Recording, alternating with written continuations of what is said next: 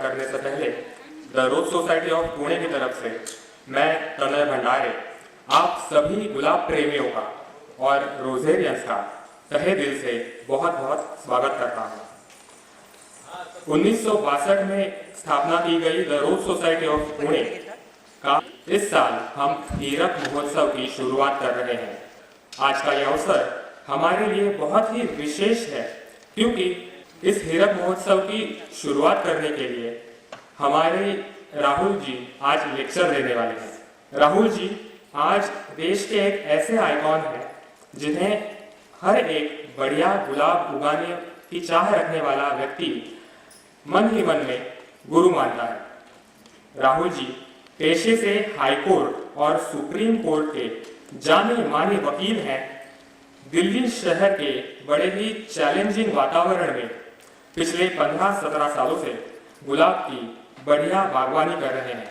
राहुल जी के पास लगभग 150 से भी ज्यादा गुलाब के पौधे हैं और बहुत ही सारी खूबसूरत वैरायटीज इन्होंने उगाई हुई हैं। द इंडियन रोज फेडरेशन के राहुल जी वाइस प्रेसिडेंट हैं। गुलाब के बहुत ही डिमांड में रहने वाले पॉपुलर जज हैं। पूरे देश में आज जो सेंडर का मीडिया, खंगर का मीडिया जो पॉपुलर हुआ है आज गुलाब उगाने के लिए, उसका एक बहुत ही बड़ा कारण राहुल जी है। न सिर्फ उसके बारे में जानकारी देने के लिए राहुल जी को जाना जाता है, पर वो हर एक जगह पे अवेलेबल कैसे हो जाए, इसके लिए भी राहुल जी ने बहुत सारे एफर्ट्स लिए हैं। राहुल एंड रोजेस ये YouTube चैनल के माध्यम से हम सभी लोग राहुल जी को जानते हैं। एक बड़ी ही महत्वपूर्ण चीज मुझे लगती है कि जब गुलाब के बारे में राहुल जी जानकारी देते हैं तो बहुत ही ज्यादा सहजता से, डिटेल में और आसान शब्दों में वो जानकारी देते हैं और इसी वजह से आज यहाँ पर बैठा हुआ हर एक व्यक्ति उनसे बहुत अच्छी तरीके से कनेक्ट कर सकता है। The rose society of Pune से राहुल जी का बहुत ही पुराना नाता रहा है। हमारा एक मंथली मैगजीन आता है गुलाब मित्र नाम का, तो उसके कवर पेज के लिए बहुत सालों से राहुल जी उनके खूबसूरत गुलाब के फोटोज हमें शेयर करते हैं और वो हम गुलाब मित्र के कवर पर डालते हैं। गुलाब के क्षेत्र में अभूतपूर्व योगदान के लिए हमारे रोज सोसाइटी के प्रेसिडेंट गणेश शिर्के जी, इन्होंने एडवोकेट राहुल ये बड़ी खूबसूरत वैरायटी राहुल जी के नाम पर रखी है। इस देश की सबसे पुरानी rose society the rose society of Pune, नामी रोजेरियन राहुल कुमार जी आपका तहे दिल से बहुत बहुत स्वागत करती है। बहुत जोरदार तालियां होनी चाहिए राहुल जी के लिए। मैं हमारे प्रेसिडेंट गणेश जी को रिक्वेस्ट करूंगा कि वो राहुल जी को ऊपर लेकर आए। Rahul ji, over to you. आप सबको मेरा नमस्कार। और सबसे पहले मैं पुणे रोज सोसाइटी को बहुत बधाई देता हूँ। सबसे पुरानी रोज सोसाइटी है और ये डायमंड जुबली ईयर भी है और आई फील ब्लेस्ड। मैं अपने आप को बहुत खुशकिस्मत समझता हूँ कि आज आपके सामने मुझे बोलने का मौका मिल रहा है। कोर्ट में जज के सामने बोलने का बहुत मौका मिलता है और वहाँ पे घबराहट नहीं होती है, लेकिन आज आप सबके सामने बोलते हुए थोड़ी बहुत घबराहट हो रही है और अगर बीच में कुछ गलती हो जाए तो माफ़ी चाहूँगा। और आज सबसे ज़्यादा खुशकिस्मती इसलिए भी मुझे लग रही है कि आज राम राव सर, जगताप सर मेरे सामने बैठे हुए हैं। मैं कभी इनसे मिला नहीं। आपको मेरा अभिनंदन सर। और आप लोग से मिलकर बहुत मोटिवेशन मिलता है लाइफ में, बहुत कुछ करने को हिम्मत मिलती है। और प्रोग्राम स्टार्ट करने से पहले अपना जो भी मैंने ज्ञान, मैं ये नहीं कहूँगा कि मैं लेक्चर दे रहा हूँ, मैं बस जो भी मैंने गुलाब उगाने में जो अनुभव लिया है वही मैं आपके साथ शेयर करूँगा। ये कोई किताबी बातें नहीं होंगी, ये कहीं YouTube से सीखी हुई बातें नहीं हैं, कहीं गूगल से निकाली हुई बातें नहीं हैं। ये मेरे अंदर से, मेरे दिल से जो मैंने सीखा है गुलाब के साथ प्रैक्टिकली करके जो सीखा है वही बातें आज आपके साथ शेयर करूंगा। लेकिन उससे पहले मैं पुणे रोज सोसाइटी को और इसके काम की बहुत सराहना करता हूं। गणेश सिरके जी प्रेसिडेंट हैं यहाँ पे, इनकी पूरी टीम जिस लगन के साथ, जिस दृढ़ता के साथ जो काम कर रही है, बहुत ही अच्छा काम कर रही है सोसाइटी। और ये कोविड के बाद, कोविड ख़त्म हो गया, कोविड एक बहुत ही एक टफ टाइम रहा हमारे लिए, और इस टफ टाइम को से बाहर निकलने में ये रोज सोसाइटी बहुत हेल्प कर रही है। एनीवे, अब मैं अपने जो अनुभव है वो आपके साथ में शेयर करना चाह रहा हूँ। आज का जो टॉपिक दिया है मैंने, रोज द वे ऑफ लाइफ। आप कहीं ना कहीं देखोगे जो गुलाब है वो हमें जीने की एक सीख देता है। गुलाब में बहुत सारे रंग हैं, बहुत खुशबू है, लेकिन इसके साथ साथ कांटे भी हैं। हमारा लाइफ भी कुछ ऐसा ही है, सुख दुख खुशी सब चीजें मिक्स हैं हमारी जिंदगी में। जैसे गुलाब उगाते समय हमें कई बार कांटा भी लगता है, वैसे लाइफ में कई बार हमें कुछ ऐसी चीजें भी छूट जाती हैं जो हमें पसंद नहीं है, लेकिन फिर भी हम जीते हैं, लाइफ को अपने तरीके से हम लेकर चलते हैं। और इस टफ टाइम में, पूरी लाइफ में, सबकी लाइफ में कोई ना कोई परेशानी होती है, कोई ना कोई चीजें ऐसी होती हैं जो वो नहीं चाहते हैं, फिर भी वो चीजें होती हैं उनके साथ। गुलाब बहुत पेशेंस की चीज है। आज जो मेरा टॉपिक है वो बेसिक चीजें जो हैं वो हम नहीं करते हैं। बेसिक चीजें 5 इंग्रेडिएंट्स मैं बात करूंगा जो मैं अपने अनुभव से जो तैयार किया हूं इस पीपीटी में। लेकिन ये जो बेसिक इंग्रेडिएंट्स है, उससे पहले मैं एक चीज कहूंगा कि गुलाब उगाने के लिए इच्छा होनी चाहिए। इच्छा सबकी होती है। गुलाब देखकर लगता है कि शायद मेरे गार्डन में ये फूल खिला होता तो मुझे भी अच्छा लगता, लेकिन इच्छा से नहीं होगा, एक पागलपन चाहिए गुलाब उगाने के लिए। और मैं यूट्यूब में यही बोलता हूं कि गुलाब मिट्टी पानी खाद से नहीं उगता, गुलाब दिल से उगता है। वो गुलाब उगाने के लिए जब तक आपके अंदर पागलपन नहीं आएगी तब तक आप गुलाब नहीं उगा सकते। मैं सुबह 8 से लेकर रात के 9 बजे तक अपने ऑफिस में होता हूं और हर कोई मेरे से ये सवाल करता है कि आपको टाइम कब मिलता है गुलाब उगाने का। लेकिन इस भागदौड़ की जिंदगी में ऑफिस जाने से पहले 1 घंटा टाइम जो है वो अपने गुलाब के ऊपर लगाता हूं, और शाम को या रात को जब भी लौटता हूं तो रात के 10 बजे मैं पानी दे रहा होता हूं। और कई बार गणेश जी जो हैं आपके प्रेसिडेंट, ये कई बार फोन करते हैं तो मैं बोलता हूँ गुलाब में पानी दे रहा हूँ, थोड़ी देर बाद कॉल करना। तो ये सरप्राइज करते हैं, रात में 10 बजे तो पानी देता है। मैं बोलता हूँ ये गुलाब है, इसको जैसे मैं चाहूंगा वैसे ढाल सकता हूँ। ये तो आपके ऊपर है कि आप गुलाब को किस तरह से ढालते हो। गुलाब बहुत स्मार्ट पौधा है, बहुत समझदार है, रोजेसिया फैमिली से बिलोंग करता है, राजशाही फूल है। और पहले राजे महाराजे के बगीचे में ये गुलाब हुआ करता था। और इसके बारे में कई इतिहास ऐसे हैं जो सरप्राइज करती हैं, लेकिन मैं आज वो सब सारी बातें डिस्कस नहीं करूँगा, बहुत लिमिटेड टाइम है। तो हम अपने बेसिक टॉपिक पे आते हैं, 5 ingredients, rose the way of life.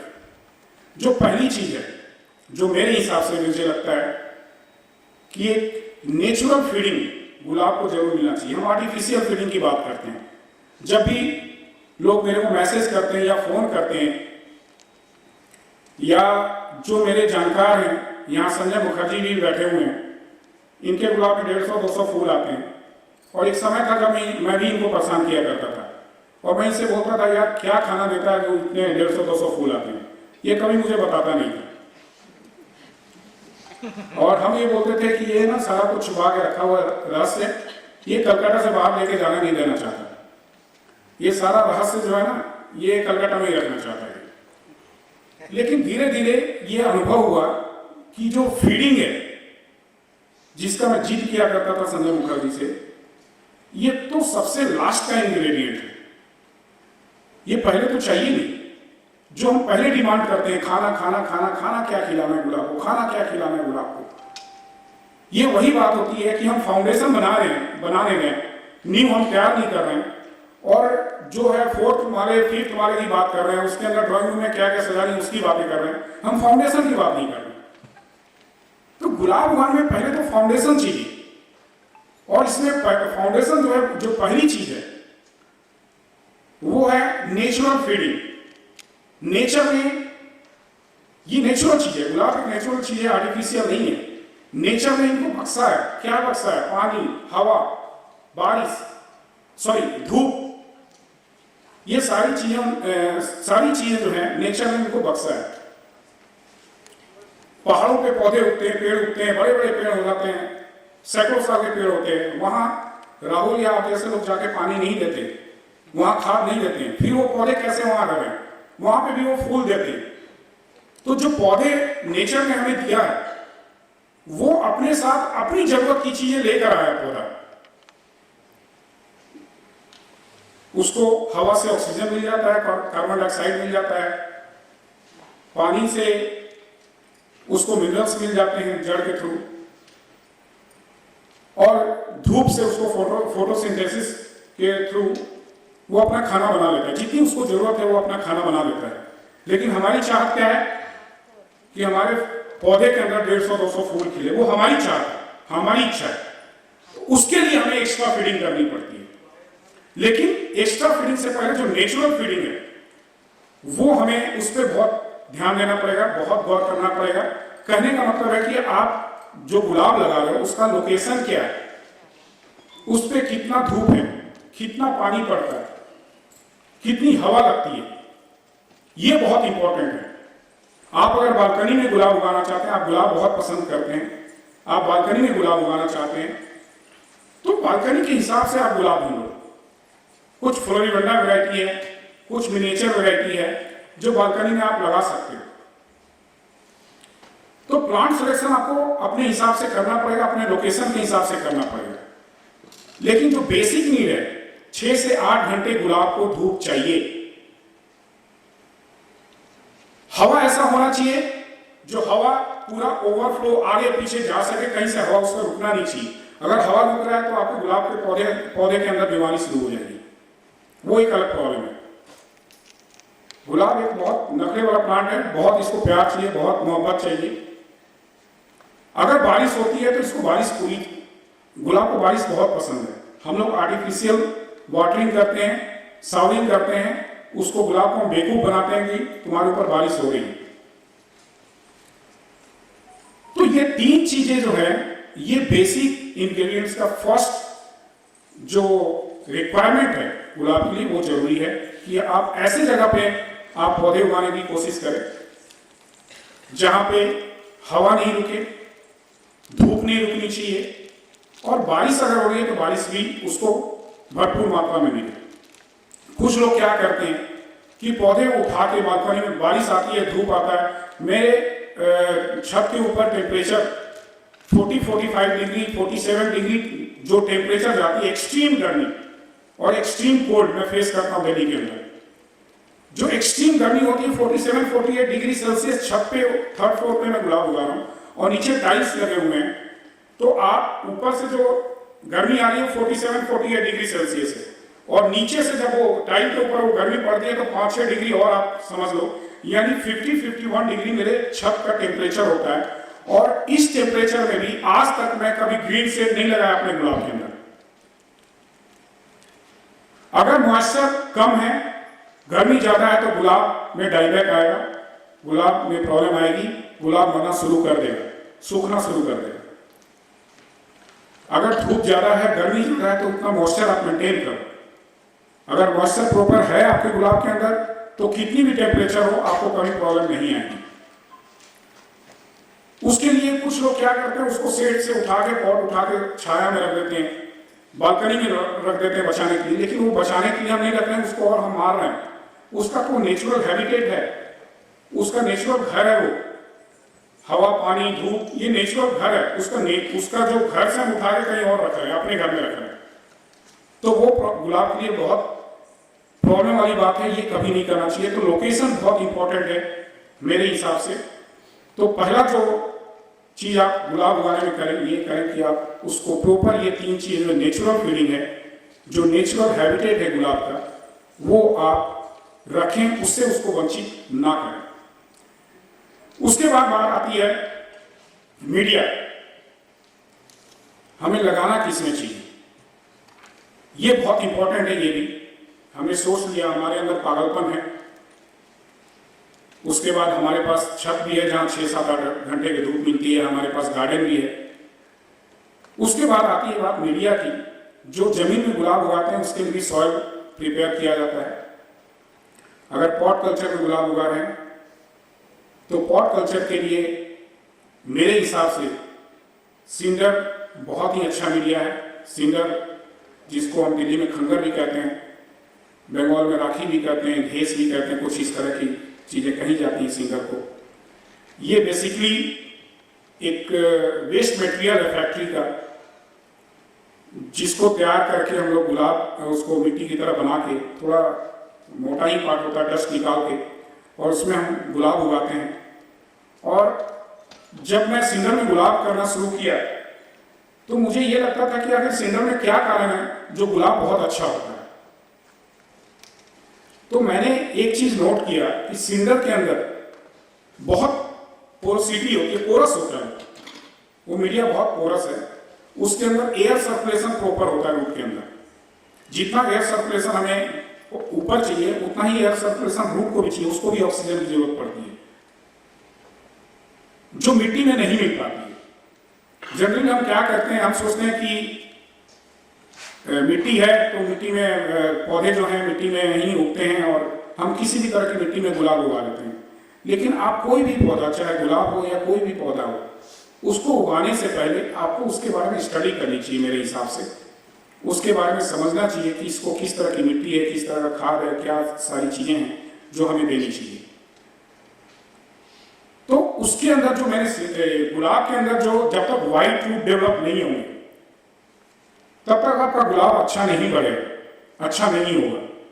अगर आपका गुलाब, आपका प्लांट जो है, आप देख लो कि सोया हुआ है, उसके अंदर कोई नए सूट्स नहीं निकल रहे हैं, बिल्कुल कोई फ्लावर नहीं बन रहा है, इट मीन्स कि उसके अंदर जो आपको नहीं दिख रहा है मीडिया के अंदर व्हाइट रूट डेवलप नहीं हो रहा है। व्हाइट रूट डेवलप नहीं हो रहे हैं, उसका कारण क्या है? उसको प्रॉपर ऑक्सीजन नहीं मिल रहा है, उसको प्रॉपर फीडिंग नहीं मिल रही है, वो जो रूट है वो अंदर सांस नहीं ले पा रहा अच्छे तरीके से।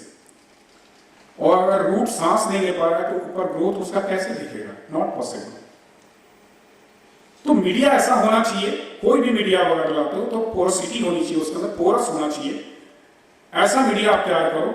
अगर आप मिट्टी भी तैयार करते हो तो कई लोग मेरे से पूछते हैं, कई, अच्छा मिट्टी में भी देखता हूँ कई नर्सरी मैन हैं या कई लोग हैं 8-10 तरह की चीजें बोलते हैं, ये भी मिला दो, ये भी मिला दो, ये भी मिला दो, ये भी मिला दो। हर कोई मास्टर बनने की कोशिश करता है। जितनी ज्यादा बातें बोलेंगे उतने बड़े मास्टर हम हो जाएंगे। 10-15 चीजों को मिला देंगे और उसके बाद कहेंगे ऐसे करो गुलाब बहुत अच्छा हो जाएगा। हम भी उधर भाग जाते हैं। वो बात वही है डॉक्टर वाली, डॉक्टर 8-10 तरह की रंग बिरंगी गोलियां देता है तो हम समझते हैं डॉक्टर बहुत अच्छा है। अगर 2 गोली दे दिया तो डॉक्टर तो बेकार है। इतनी बड़ी बीमारी लेके गया था मैं, 1000 रुपया फीस भी ले लिया, 2 गोलियां लिख के दे दिया, तो वो डॉक्टर को हम समझते हैं बेकार डॉक्टर है। तो हम तो गलत डॉक्टर के पास आ गए। तो मेरी भी शिकायत इसी तरह कई लोग करते हैं कि राहुल तो बेकार है, कुछ सिखाता नहीं, इससे तो कुछ होगा ही। ये तो सीधा बोल दिया कि 2 चीज डालो हो जाएगा। मिट्टी में बहुत ज्यादा चीजें मिलाने की जरूरत नहीं है, क्योंकि जब आप गुलाब का पौधा लगाते हो रूट बड़े सॉफ्ट होते हैं, तरह तरह की चीजों को मिला देते हो, उस रूट का सत्यानाश हो जाता है और गुलाब मर जाता है। अगर आप सॉइल मीडिया में ही बनाना चाहते हो गुलाब, तो सॉइल की मात्रा, जो गार्डन सॉइल है उसकी मात्रा ज्यादा करो, कंपोस्ट कम करो और कंपोस्ट थोड़ा ज्यादा कर दो। तो उससे ये होगा कि थोड़ी मिट्टी आपकी पोरस हो जाएगी। अगर आपके पास नदी का जो रेता होता है वो अगर अवेलेबल है तो वो भी मिला सकते हो। उसका भी डस्ट पार्ट नहीं जाना चाहिए, उसको चाल लो किसी नेट वगैरह से चाल के, जो थोड़ा मोटा पार्ट है वो हम मिट्टी में मिला सकते हैं। लेकिन नदी के रेते की बात कर रहा हूं मैं, हमारे दिल्ली में वो अवेलेबल नहीं है। आजकल ईंट का भी रेता बनता है, पत्थर का भी रेता निकल रहा है, वो सारी चीजें नहीं मिलानी है। नदी का अगर रेता मिल रहा है तो वो आप मिला लो, और इस तरह से आप खुद भी आप बना सकते हो मीडिया। तो उसमें आप गुलाब उगाओ, अच्छा होगा। अदरवाइज सीडर में बेस्ट है, सीडर में भी कुछ मिलाने की जरूरत नहीं होती है, मैं कुछ भी नहीं मिलाता। और सिंपल सीडर में मैं गुलाब लगाता हूं मैं, और जो भी फीडिंग करनी होती है ऊपर से फीडिंग करता हूं, और मेरा गुलाब बहुत ही अच्छा चलता है उसके अंदर। अभी एक मीडिया, एक और हमने 2-3 साल पहले मैं कोकोपीट में गुलाब करता था। उस समय मेरे को सीडर नहीं मिला था। मैं एक्सपेरिमेंट करता रहता हूँ, सीखता रहता हूँ। ये हॉबी है हमारी और इसको सीखना चाहिए हमें। सबसे पहले मैं मिट्टी में गुलाब करता था, और गणेश सिरके जी, संजय मुखर्जी, ये बहुत पुराने गुलाब, जब मैं स्टार्ट किया था आज से 7-8 साल 10 साल पहले, जब इनसे मैं मिलना शुरू किया, गुलाब तो ऐसे बचपन से मैं उगा रहा हूँ मैं। और मेरे को गुलाब इतना पसंद होता था, मेरे बगल में एक डॉक्टर अंकल थे, तो छोटा बच्चा था, तो उनके तो बगल में 4-5 मकान छोड़ के उनका मकान था, वो गुलाब बहुत उगाते थे, और उनसे जाके मैं मांगता था कि अंकल मेरे को ये गुलाब चाहिए। तो कोई गुलाब अपना उखाड़ के कैसे दे देगा? बच्चे बचपन से पाल के बड़ा किया, उसको उखाड़ के कैसे दे सकता है? मैं बेवकूफ था, मांगने चला जाता था। फिर रात को मैं अपनी समझदारी दिखाता था, उनका गेट खोल के वो गुलाब उखाड़ के अपने गार्डन में लगा देता था।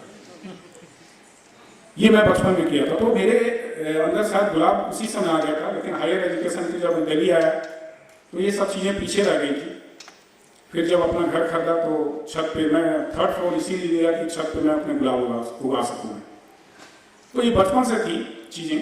लेकिन जब गुलाब मैं कलकत्ता में देखता था, संजय मुखर्जी का गुलाब और 150-200 फूल देखता, तो मेरे को लगता था हाउ इट्स पॉसिबल, 12 इंच के पौधे में कैसे इतना बड़ा गुलाब हो सकता है, इतने गुलाब कैसे खिल सकते हैं।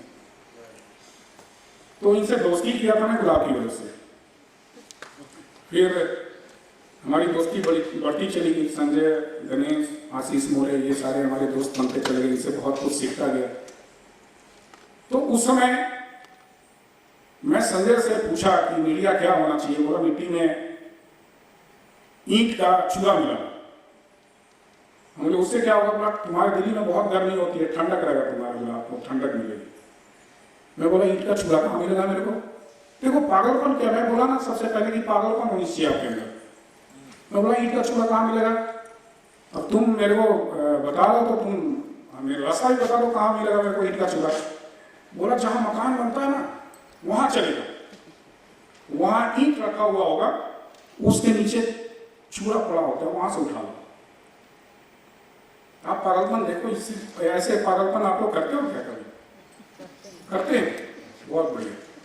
तो संजय मुखर्जी यहीं बैठे हुए हैं, इनके सामने बोल रहा हूँ मैं, पीठ पीछे नहीं बोल रहा हूँ। ये मेरे को कैसे कैसे बेवकूफ बनाए आप देखते रहोगे। मैं ईंट का चूल्हा लेने चला गया जी। आप विश्वास नहीं करोगे, आधी बोरी ईंट का चूल्हा उठाने में मेरी हालत खराब हो गई। मैं बोला छत पे लेके जाऊंगा, मेरी बीवी मारेगी। बोली छत पे वजन बढ़ाते जा रहे हो। लेकिन चोरी छिपे रात में मैं ईंट का चूल्हा चढ़ा लेता था छत के ऊपर, और मिट्टी में मिला के गुलाब लगाना शुरू किया। अब प्रॉब्लम यह है कि पहले से मिट्टी में गुलाब थे, 150-200 पौधों का सारा मिट्टी चेंज करना, उसमें फिर से मिट्टी का चूल्हा मिलाना। पानी डालता था, पानी ऊपर तैरता रहता था, पानी नीचे जाता नहीं था। अब संजय मुखर्जी को मेरे मीडिया का तो पता नहीं दिल्ली का मीडिया कैसा है, इन्होंने कलकत्ता के हिसाब से बता दिया था मेरे को। मैं दिल्ली में रहता हूँ, वो पानी नीचे जाता नहीं, तो मैंने इनको फोन किया, यार ये तो पानी नीचे जा नहीं रहा है। 2-4 बार परेशान भी हो जाता था, ये तो मेरे को पागल पीछे पड़ गया, मेरा तो जान नहीं छोड़ रहा है। फिर कुछ दिन बाद बोला एक काम कर राहुल, कोकोपीट में कर बोला। हमने चल कोकोपीट में करते हैं। कैन यू बिलीव कि 150 पॉट उसकी पूरी मिट्टी मैं छत पे निकाल दिया, पूरा छत भर गया मेरा। पड़ोसी का छत भी यूज किया, और उस मिट्टी को फेंकवाने में मेरे 5-6 हज़ार रुपये खर्चे हो गए। अब ये बिल इसको मैंने भेजा नहीं है, इसकी वजह से 5-6 हज़ार रुपये खर्चा होते हैं। और वो सारा मिट्टी मैंने चेंज किया और कोकोपीट का ब्रिक लेके, लेकिन खुशी ये थी कि कोकोपीट बहुत हल्का मीडिया है, एक छोटा सा ब्रिक में मेरे 5-6 पॉट भर जाते थे, तो मैं बड़ा खुश था, बहुत पॉजिटिव फीलिंग आ रही थी मेरे को कोकोपीट से। तो वो कोकोपीट में एक ड्रम में रखता था, गीला कर देता था और उसके बाद बहुत अच्छे से उसमें गुलाब लगाना शुरू किया और भगवान की दया से जैसा गुलाब मैं चाहता था वैसा उगना शुरू हो गया गुलाब उसमें। फिर किसी ने कहा कोकोपीट में गुलाब उगा रहा, कैसे संभव कोकोपीट में गुलाब? कलकत्ता में, खड़गपुर में, मैं नाम नहीं लेना चाहता उनका, नहीं तो पता नहीं पीछे से क्या क्या वो सुनाएंगे मुझे। उन्होंने बोला कोकोपीट में गुलाब कर रहे हो भैया, ये सड़ जाएंगे, गल जाएंगे, खराब हो जाएंगे, कहाँ फेंकोगे इनको? 2-3 महीने में ही सारे कोकोपीट गल के खराब हो जाएंगे। आपके माइंड में ये सवाल आ रहा होगा, ये तो गल जाएंगे, खराब हो जाएंगे, क्या करोगे तुम इनको, कैसे फेंकोगे, कहाँ इतना क्या करोगे? मेरा फिर एक बार दिमाग खराब। आप जितने लोगों से पूछोगे उतना दिमाग खराब होगा आपका। पहली बात कि इसमें गुलाब में कोई गुरु नहीं है। लोग गुरु बोलते हैं, मैं अपने आप को गुरु नहीं मानता। गुरु तो मानो आप अपने आप में गुरु हो, आप अपने गुरु खुद हो। जितने लोगों से पूछोगे उतने लोग अपने आप, एक बार बोल दो ना सर्दी हो गई है मेरे को, आप 10 लोगों से बोलो, 10 लोग अपनी अपनी दवाइयां बताएंगे, किसकी सुनोगे? मैंने यही गलती की। संजय मेरे को बता रहा था कोकोपीट में करने, मैंने पूछ लिया खड़गपुर में किसी बंदे से, उसने मेरे को बता दिया, तो मेरा दिमाग फिर खराब। हम बोले यार अभी तो 150 गुलाब की मिट्टी हटे और कोकोपीट हटाऊं मैं?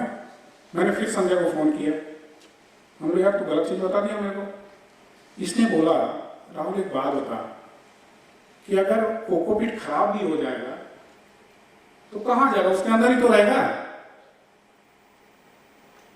डिके हो जाएगा, गल जाएगा।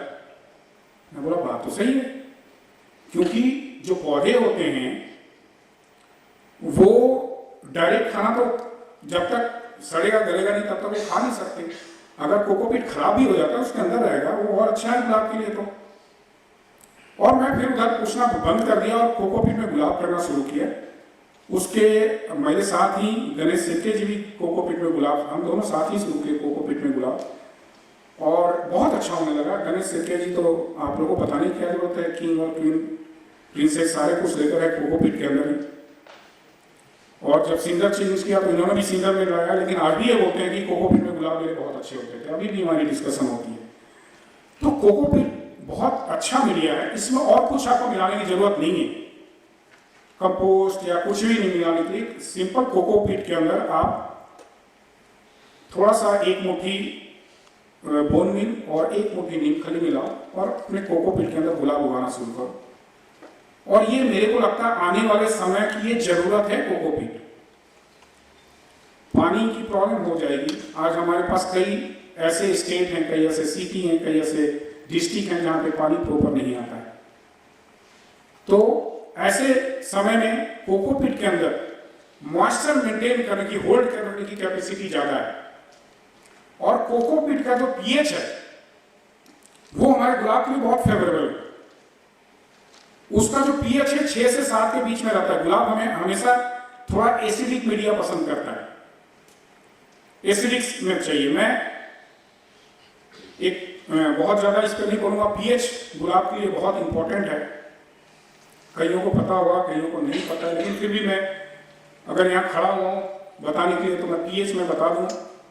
1 से लेकर 14 तक का पीएच का एक रीडिंग होता है। 7 जो होता है वो न्यूट्रल माना जाता है। 7 से नीचे जितना हम जाएंगे वो एसिडिक होगा, 7 से ऊपर हम जितना जाएंगे वो अल्कलाइन होगा।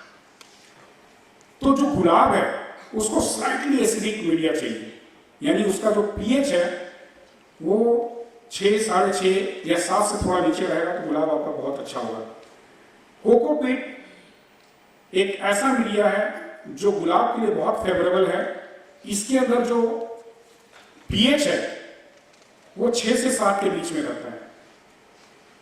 अब इस पे मैंने जब YouTube पे मैंने बताया कोकोपीट के बारे में, एक्सक्यूज मी,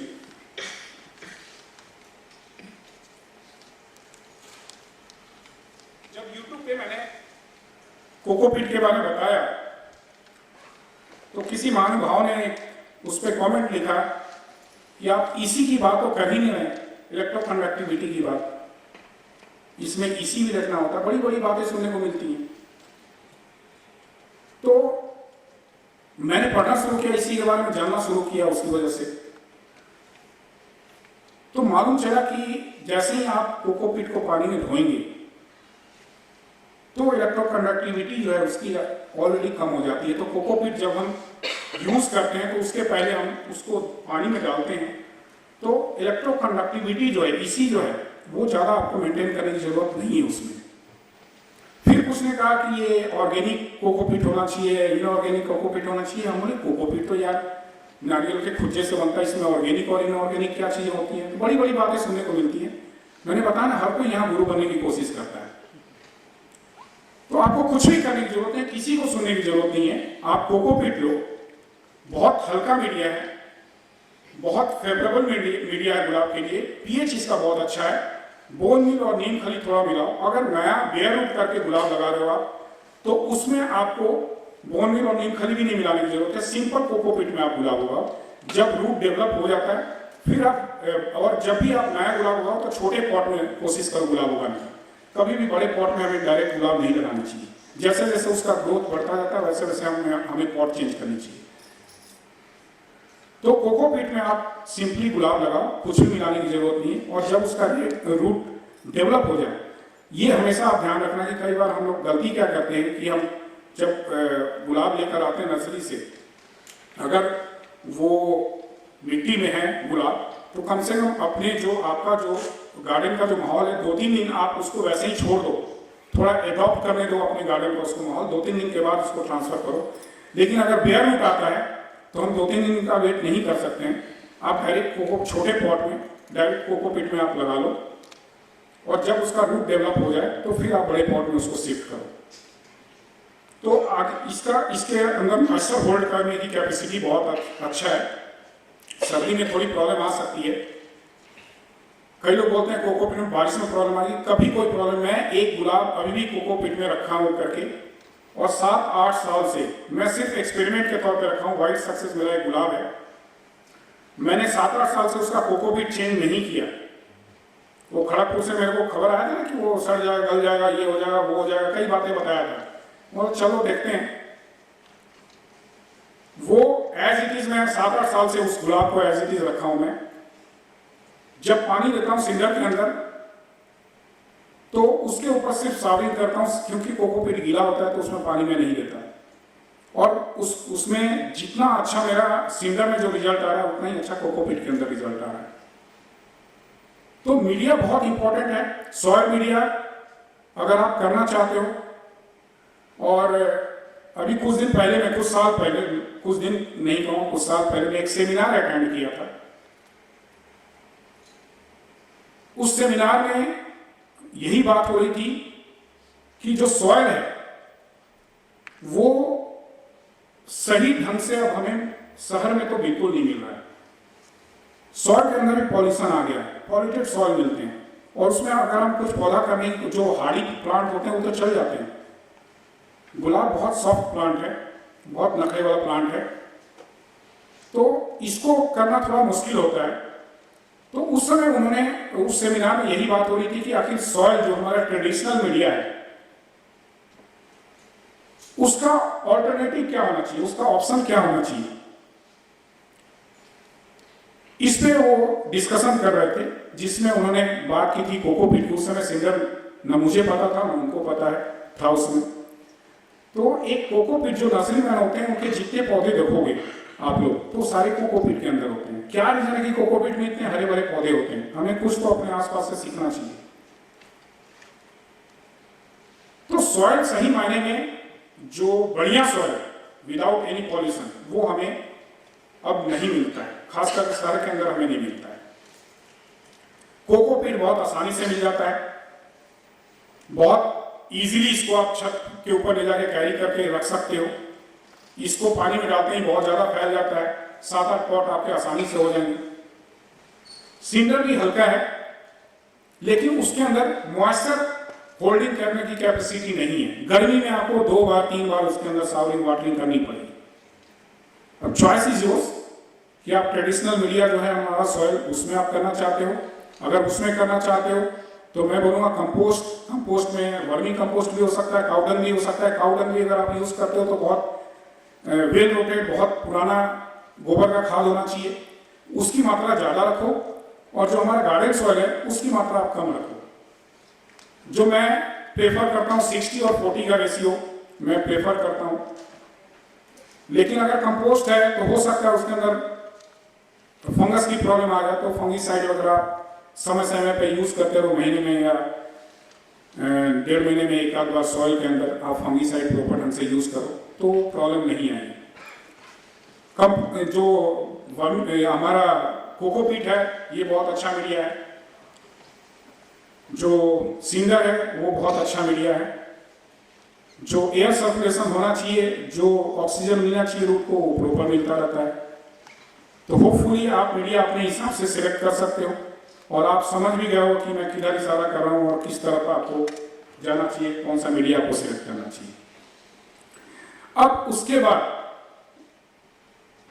जो बात आती है वाटरिंग और सावरिंग की। वाटरिंग और सावरिंग की बात करते हैं। वाटरिंग बहुत इंपॉर्टेंट पार्ट है और मैं हमेशा कहता हूं कि गार्डनिंग में जो पानी डालना सीख गया वो कोई भी पौधा उगा सकता है। आपको ये समझना पड़ेगा कि गुलाब को कितने पानी की जरूरत है, किस तरह से सावरिंग की जरूरत है, ये बहुत इंपॉर्टेंट है। और जो मैं गुलाब उगाने में पहला जो पाठ पढ़ा हूं, जो पहला लेसन लिया हूं मैं, वो यही है कि आप वाटरिंग और सावरिंग कैसे करते हो। इस पे बहुत आपका गुलाब डिपेंड करता है। आप कोई भी पौधा उगाते हो तो उसके बारे में स्टडी करो, उसको पानी कितनी देनी चाहिए, कैसे देनी चाहिए, ये बहुत इंपॉर्टेंट है। मैं आपको स्टार्टिंग में बताया बारिश गुलाब को बहुत पसंद है और हम आर्टिफिशियल सावरिंग करते हैं और उसको बेवकूफ बनाते हैं कि तुम्हारे ऊपर बारिश हो रही है और गुलाब बड़ा खुश रहता है। तो वाटरिंग और सावरिंग बहुत इंपॉर्टेंट है। दिल्ली के अंदर एक लड़का है, वो मेरे से पूछता रहता था कि सर आप जो भी सिखाते हो, जो भी बोलते हो, सब मैं करता हूं, लेकिन फिर भी मेरा गुलाब अच्छा नहीं होता है। मैं बोला ठीक है, मैं देखता हूं उसमें क्या प्रॉब्लम है। मेरा दिल्ली में डिफेंस कॉलेज में ऑफिस है, वहां एक मैडम थी, वो भी पूछती थी राहुल जी आप जो बोलते हो सारा मैं करती हूँ, फिर भी मेरा गुलाब अच्छा नहीं हो रहा है, आप जैसे बोलते हो वैसे मैं करती हूँ। मतलब चलो मैडम मैं कोर्ट से आता हूँ तो एक दिन आपके घर, आपके छत पे आता हूँ। मैं वहां गया, मैं बोला फीडिंग कैसे करते हो, वैसे मीडिया क्या है, तो सिंगल मीडिया है। हमने धूप वगैरह बोल दी, धूप वगैरह सारा यहाँ पे 8-10 घंटे आराम से धूप होता है। मैं बोला पता नहीं सब कुछ तो कर रही है, फिर इनका गुलाब अच्छा क्यों नहीं हो रहा। और मेरे छत पे आती थी, बोलती है आपका गुलाब देख के मेरे को इतना लालच आता है, मेरे को फूल से ज्यादा अच्छे तो पत्ते लगते हैं, आपके पत्ते इतने गुलाब के बहुत खूबसूरत हैं। मैं बोला मैडम पानी कैसे देते हो, बोले जैसे आप सिखाते हो वैसे पानी देती हूँ। हमें एक बार प्रैक्टिकली करके दिखाओ जरा मेरे को। वो पाइप उन्होंने वो लेकर आई, उसके अंदर सावर लगाया और पानी देना शुरू किया। बीमारी वही थी, वो क्या कर रही थी कि पत्तों के ऊपर सावरिंग करके दूसरे प्लांट पे, पत्तों फिर सावरिंग करके तीसरे प्लांट में, रूट में पानी दे नहीं रही थी और भी सिंगल मीडिया। अब जो पानी जो सावरिंग कर रही है वही बस नीचे जा रहा है। मैं बोला मैडम मैंने अपना, मैं कोट के ड्रेस में था, वर्दी में था, मैं कोट खोला, शर्ट का बाजू ऊपर किया, हमने पाइप मुझे दो। और वहां पे मैंने उनको वाटरिंग और सावरिंग सिखाया कैसे करनी चाहिए वाटरिंग और सावरिंग। तो बोली कितना पानी दूं, कैसे पानी दूं, ये मेरे को कैसे पता चलेगा। हमने मैडम काउंटिंग आती है आपको, हाँ बिल्कुल आती है, ऐसी बातें क्यों कर रहा हूँ। मुझे मैडम 5 की गिनती गिनो, आप 5 की गिनती गिन के आपको रूट में पानी देना है, 5 की गिनती गिन के आपको पत्तों के ऊपर पानी देना है। 1 2 3 4 5, बस इतना ही पानी आपको रूट में देना है, क्योंकि सिंगल में ज्यादा पानी देंगे सारा वेस्ट होगा, नीचे निकल जाएगा। और ऐसे ही आपको सावरिंग भी करनी है, 5 की गिनती करके सावरिंग करनी है। उसके 2 या 3 महीने बाद फिर उनका फोन आया, राहुल जी मेरा गुलाब बहुत अच्छे हो ना, आपके गुलाब से भी ज्यादा अच्छे पत्ते हो रहे मेरे गुलाब के। तो अगर वाटरिंग और सावरिंग अगर आप प्रॉपर नहीं कर रहे हो तो प्रॉब्लम आएगी। अगर टेम्परेचर आपका 10 से नीचे चला जाता है, 7-8 टेम्परेचर है ठंड में, तो आप वाटरिंग सावरिंग कम कर दो, बंद कर दो। लेकिन अगर टेम्परेचर 10 से ऊपर है तो आपको नहलाना पड़ेगा अपने गुलाब को, ये डेली नहलाना पड़ेगा आपको। अगर आप कुछ दवाई वगैरह छिड़क रहे हो तो फिर बात अलग है, अदरवाइज कोई दवाई वगैरह स्प्रे नहीं करो तो आपको गुलाब को रोज नहलाना पड़ेगा। ये थंब रूल है, गुलाब उगाने में ये थंब रूल है। हर फील्ड में एक थंब रूल होता है, ये गुलाब का थंब रूल मैं आपको दे रहा हूं, आप करके देखो। वाटरिंग एंड सावरिंग अगर आप प्रॉपर ढंग से कर रहे हो, आपके गुलाब बहुत अच्छे हैं, बहुत अच्छे हैं। और कई लड़के जो मेरे से गुलाब पूछ के सीख के कर रहे हैं, वो उनको तो इतना कॉन्फिडेंस आ गया है, वो बोलते हैं तो फीडिंग की जरूरत ही नहीं है, सिर्फ पानी करके भी हम गुलाब उगा सकते हैं, सिर्फ पानी देके भी गुलाब उगा सकते हैं। बोले बिल्कुल ठीक बोल रहे हो, गुलाब तो अपनी फीडिंग कर लेता है अपने ऊपर से फोटोसिंथेसिस के प्रोसेस के थ्रू। तो वाटरिंग या सावरिंग बहुत इंपॉर्टेंट है। दूसरा मैं एक आपको बात कर रहा था, मैं दिल्ली में एक लड़का है जिसका गुलाब नहीं हो रहा था, मैं उसका बोला आप पानी का पीएच कितना है और टीडीएस कितना है, ये बात पूछो, आप पता करो जरा। हम पीएच की बात करते हैं, टीडीएस की बात नहीं करते हैं। टीडीएस होता है टोटल डिसॉल्व सॉलिड, यानी पानी के अंदर क्या क्या चीजें, कितनी ऑर्गेनिक इनऑर्गेनिक कितनी चीजें मात्रा उसके अंदर है, that is called the TDS. जो हम पानी पीते हैं, जो हमारा जो ह्यूमन बॉडी है, वो टीडीएस जो है 70 पानी का जो टीडीएस होता है, आरओ हम इसलिए लगाते हैं, वाटर प्यूरिफायर जो लगाते हैं, ताकि वो टीडीएस, हमें पीएच से मतलब नहीं होता है, जो हम पानी पीते हैं उसका टीडीएस को कम करने के लिए हम अपने घर में आरओ लगाते हैं या वाटर प्यूरिफायर लगाते हैं। अगर टीडीएस नहीं हुआ तो आप जो पानी पीते हो उसमें टीडीएस अगर ज्यादा हुआ तो बॉडी के अंदर बहुत सारी प्रॉब्लम आ सकती है। हम पीएच की तो बात करते हैं, हर जगह पीएच के बारे में सुनने को मिलता है, पावर ऑफ हाइड्रोजन, लेकिन टीडीएस की कोई बात नहीं करता है। जो गुलाब का टीडीएस है, जो ह्यूमन बॉडी है 70-80 अगर टीडीएस है, 100 तक है तो बहुत अच्छा है, 100 से 150 है फिर भी ठीक है, यानी मैक्सिमम जो टीडीएस होना चाहिए जो हमारी बॉडी अलाउ करती है वो मैक्सिमम 200 से 250 मैक्सिमम, जिसको हम फेयर कह सकते हैं। लेकिन इससे ज्यादा टीडीएस नहीं होना चाहिए। गुलाब के अंदर जो टीडीएस है, अगर 150-200 तक टीडीएस है पानी का तो गुलाब लेता है, क्योंकि जैसे ही हम उसके अंदर केमिकल फीडिंग मिलाते हैं या कोई और खाना मिलाते हैं तो पानी में टीडीएस यानी टोटल डिजॉल्व सॉलिड जो है वो पहले से हमारा 250 है। अगर हम ऊपर से कुछ और भी मिलाते हैं तो 400-500-1000 तक जा सकता है, यानी कुछ मिला रहे हैं ना पानी के अंदर, कुछ सॉलिड उसके अंदर डिसॉल्व कर रहे हैं, तो टीडीएस तो बढ़ना है। तो अगर टीडीएस 500 से ऊपर चला जाएगा तो आपका गुलाब खाना लेना बंद कर देगा। तो गुलाब का जो आपका उम्र है, एज है, अगर छोटा बच्चा है गुलाब आपका तो टीडीएस 70-80 तक ठीक है, थोड़ा बड़ा हो गया तो 150-200 तक। मैक्सिमम अगर गुलाब बहुत बड़ा है, मैक्सिमम टू मैक्सिमम 500-600-800 तक का टीडीएस वो ले सकता है, इससे ज्यादा टीडीएस नहीं ले पाता है। तो उस लड़के को मैं बोला कि एक बार आरओ वाले को बुलाओ अपने घर में और उससे बोला कि टीडीएस कैसे नापूंगा। वो टीडीएस नापने, पीएच नापने के लिए तो हमारे पास मशीन होती है, टीडीएस नापने के लिए मशीन नहीं होती है हमारे पास। तो मैं बोला कि टीडीएस नापो, तुम्हारा टीडीएस कितना है। कैन यू बिलीव उसका टीडीएस कितना था पानी का? 1100 टीडीएस है। उसके बाद उसमें एनपीके मिला रहा है, वो टीडीएस, मैं बोला एनपीके मिला है, उसका टीडीएस कहां जाएगा, उसका 1500, 1500। कहां कैपेसिटी हमारे गुलाब की 500 तक है, उसकी पानी की कैपेसिटी टीडीएस जा रहा है 1500। कहां से गुलाब अच्छा होगा?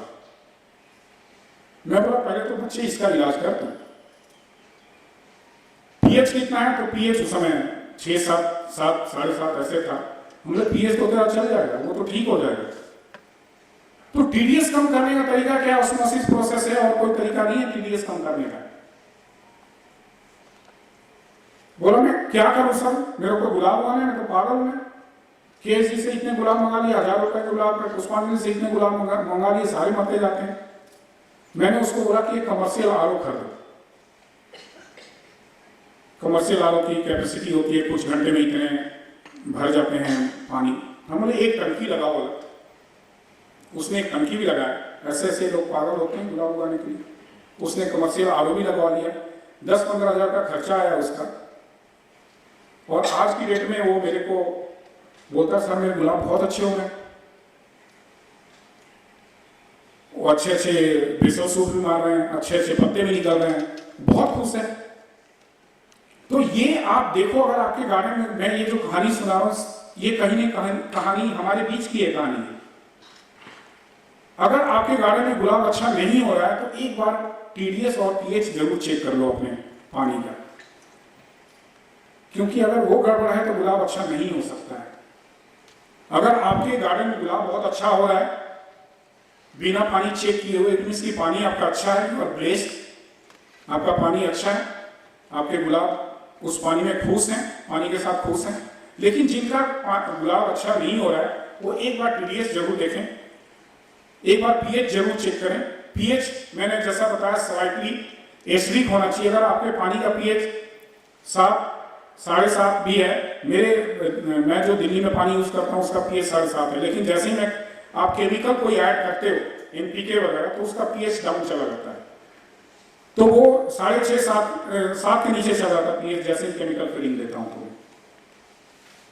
ये बहुत ऐसी बातें नहीं है। मैं हमेशा कोशिश करता हूं कि गुलाब को बहुत आसान तरीके से उगाया जा सके। गुलाब को इतना हवा बना रखा है, इतना डरावना बना रखा है, इतनी छोटी सी प्यारी सी चीज है, इतना कलरफुल, इतना खूबसूरत चीज है, और इसको हमने डरावना बना रखा है। इतना डरावना चीज नहीं है ये, थोड़ी थोड़ी चीजें हैं जिनको हम ध्यान रख के गुलाब बहुत खूबसूरत अपने गार्डन के अंदर उगा सकते हैं। तो आप एक बार पीएच, जिनका गुलाब अच्छा नहीं हो रहा है, पीएच और टीडीएस जरूर आप चेक करो। वो अगर आप ठीक कर लेते हो तो गुलाब बहुत अच्छा होगा। सावरिंग वाटरिंग आपको मैंने बताया, अगर टेम्परेचर 10 से ऊपर है तो डेली सावरिंग वाटरिंग करना जरूरी है।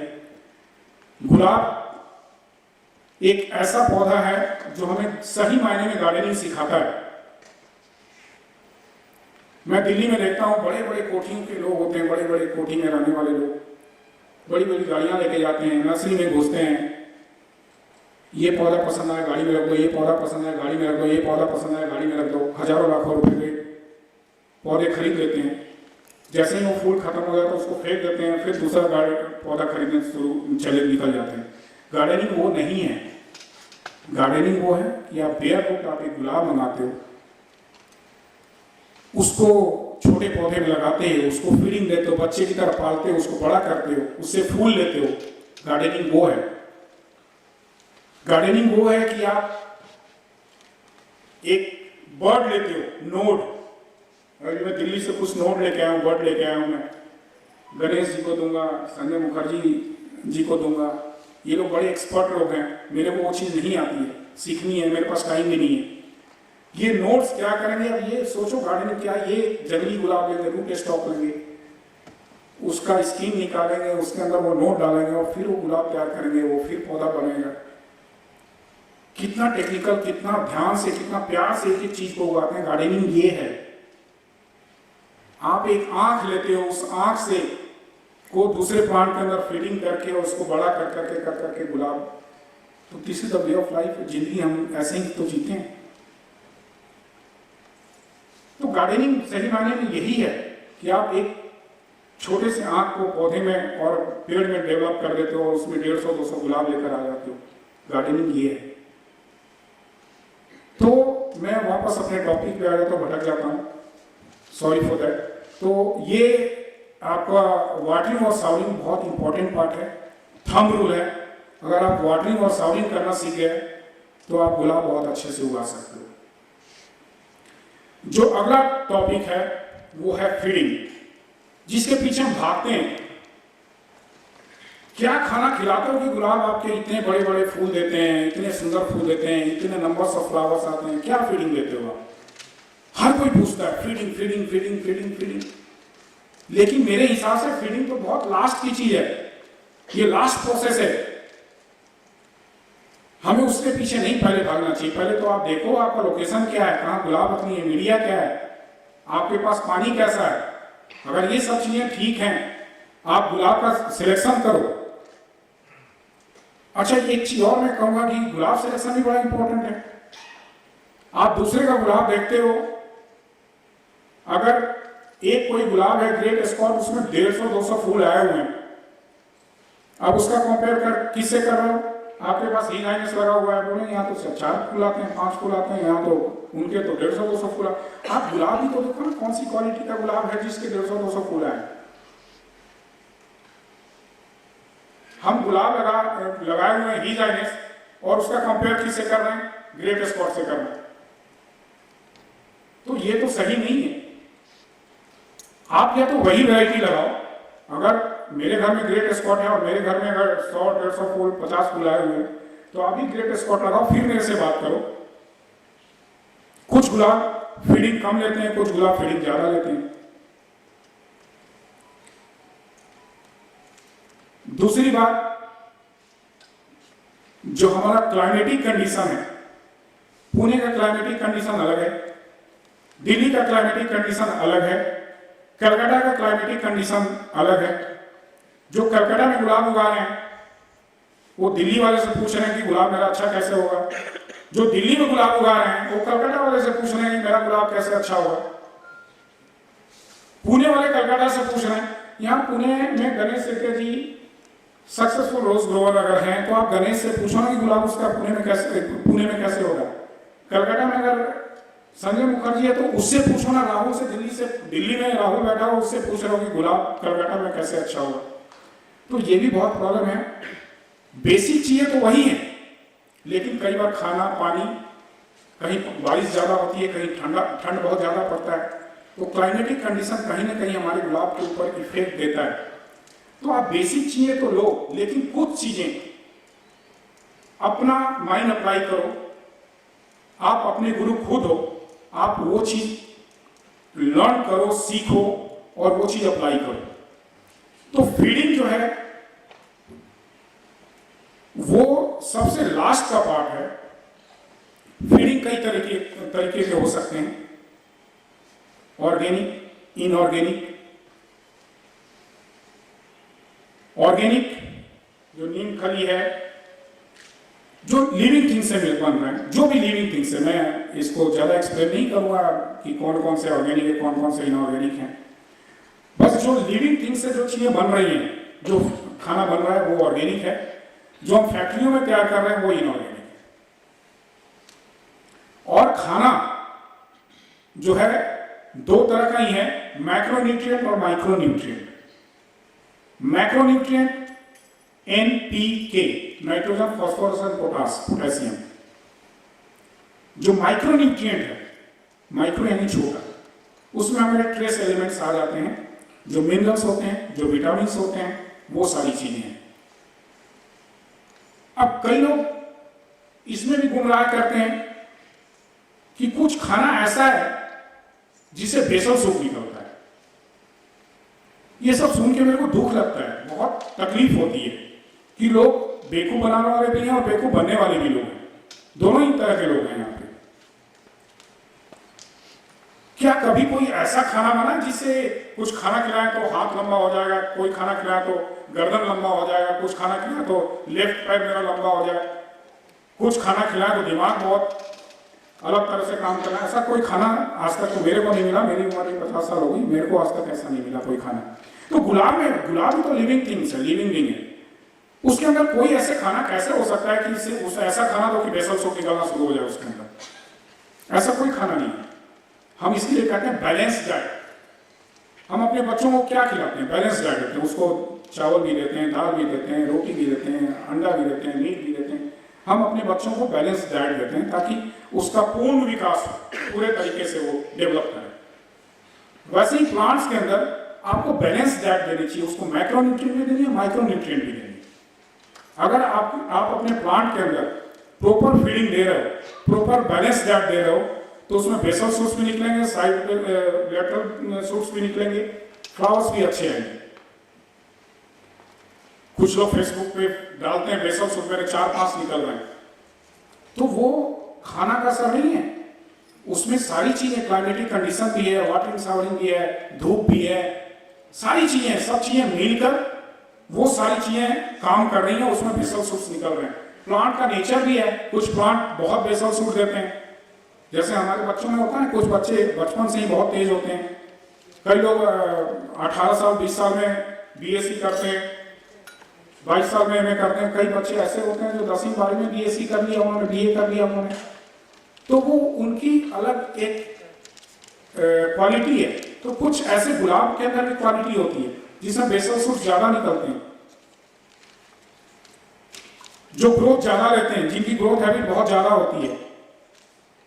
लेकिन उसमें लोग क्या दिखाते हैं कि हमने ऐसा खाना दिया जी कि ये प्लांट इतना बड़ा हो गया। वो प्लांट का नेचर था, उसने खाना दिया, आपने जो खाना दिया उस खाना को खाया और वो बढ़ता चला गया, ग्रोथ लेता चला गया। लेकिन कुछ ऐसे गुलाब भी हैं जिनको आप कितना भी खाना खिला लो वो अपने हिसाब से ही चले। हमारे पास बच्चे होते हैं ना, मारपीट के कुछ भी करो, मारना भी पड़ता है, पीटना भी पड़ता है, वो अपने हिसाब से ही खाना लेता है बच्चा। मम्मी मेरे को ये नहीं खाना, पापा मेरे को ये नहीं खाना है। तो वैसे गुलाब के अंदर भी है नखरे, आप कुछ भी खिला दो वो नहीं लेता है खाना, तो नहीं लेना तो नहीं लेना। तो फीडिंग बहुत इंपॉर्टेंट है, माइक्रोन्यूट्रिएंट और माइक्रोन्यूट्रिएंट, और फीडिंग एनपीके से आगे कुछ है ही नहीं। अभी संजय मुखर्जी जी स्टेज पे आएंगे आपके सामने, सारे मिसाइल आप लोग छोड़ देना इसकी तरफ। हमने तो बड़ी मिसाइल छोड़ी, आज तक मेरे को जवाब नहीं दिया है कि क्या खाना खिलाता है जो 150-200 फूल आते हैं। आज आपके सामने बैठेंगे आप लोग, जरा इतने लोग बैठे हो, मिसाइल छोड़ना, और मैं बड़ा खुश होऊंगा अगर इसके मुंह से आप लोग निकलवा लिए खाना क्या खिलाता है आपने गुलाब। बड़ी कोशिश करनी है हमने, मैंने भी, गणेश ने, हमारी रोज रात को, मैं आज बहुत एक सीक्रेट बात आपको बताने जा रहा हूं मैं, हमारा कोई ऐसा दिन नहीं होता जो रात में 11 बजे से हमारा कॉन्फ्रेंस नहीं होता। मेरा और संजय और गणेश, ये तीनों का हमारा मोबाइल पे कॉन्फ्रेंस चलता रहता है, और 1.5-2 घंटे तक गुलाब के बारे में चर्चा करते हैं। हमें लगता है पूरा दुनिया का जो टेंशन है ना, हमने ही पाल रखी है गुलाब का। सारी डिस्कशन होती है गुलाब की, सिर्फ गुलाब की बात होती है और कोई बात नहीं होती। सिर्फ गुलाब की बात होती है, गुलाबों की बात नहीं होती है। तो सारी बातें होती हैं और गुलाब पे हम बड़ी चर्चा करते हैं। और मैंने और गणेश ने सारे तरीके अपना लिए संजय मुखर्जी से खाना निकलवाने के लिए। नहीं निकालता है, प्यार से, डांट के, गुस्सा करके, नाराजगी से, बहला के, फुसला के, बोले यार क्या करना, नाइट्रोजन दो यार, उसमें पौधे नहीं बढ़ रहे हैं, मैग्नीशियम नाइट्रेट दो, अच्छा पीएच ये दे दो, वो दे दो। कभी ये बताता नहीं खाना क्या देता है।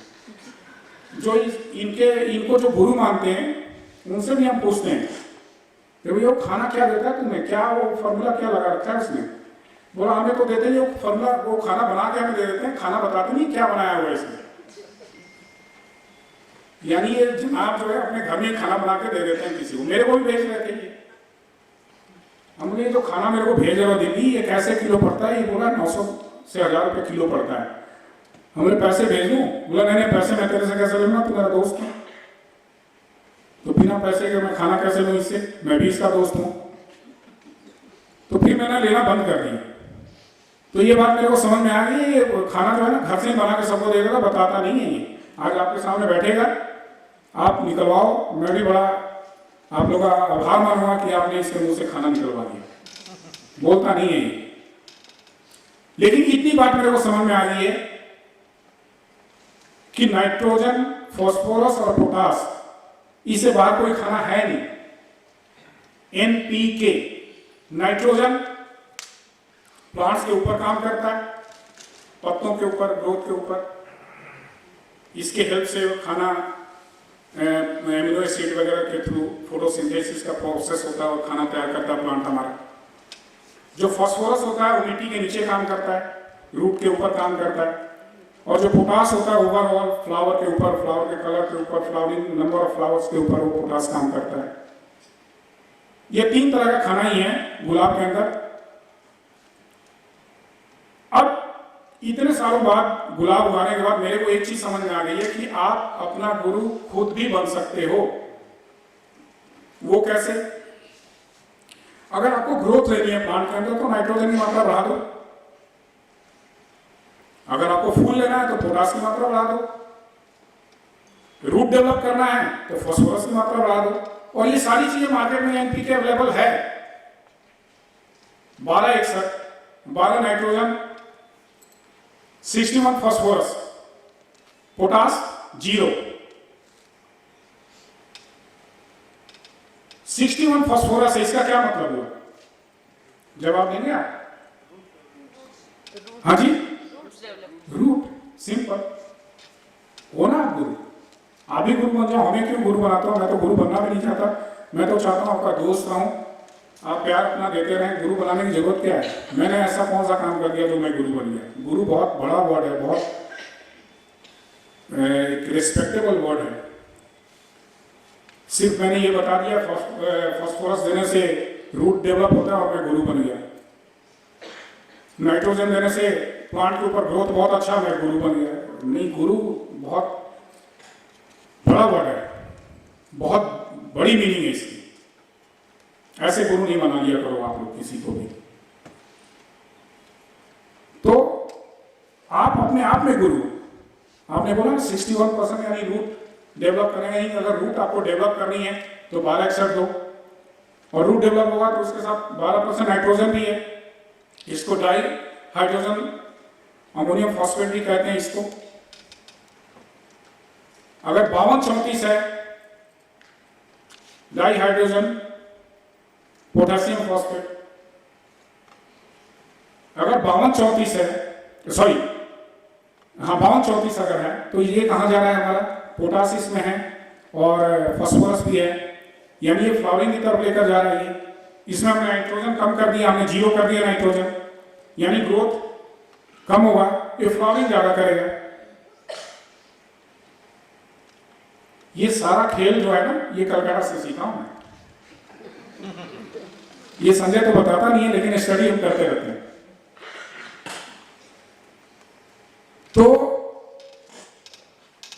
जो 5234 है वो रूट और फ्लावरिंग की तरफ लेकर जाएगा आपको। तो गर्मी में अगर हमें ग्रोथ लेनी है तो हमें नाइट्रोजन की मात्रा बढ़ा देनी है। अगर हम सर्दी में, जो हमारा सीजन है, फ्लावरिंग का टाइम है, इस समय हम पोटास की मात्रा बढ़ा देंगे।